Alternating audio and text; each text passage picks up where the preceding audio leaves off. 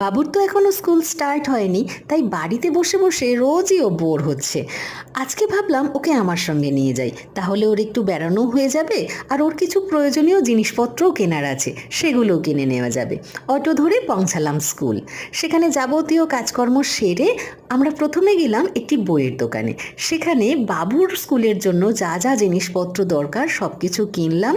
আর আমাদের খুব খিদেও পেয়ে গিয়েছিল। তারপর আমরা গেলাম একটি খাবার দোকানে। সেখানে গিয়ে পছন্দ মতো কিছু খাবার খেয়ে আমরা গেলাম একটি জুতোর দোকানে। স্কুলের জন্য বাবুর জুতোও কিনতে হবে।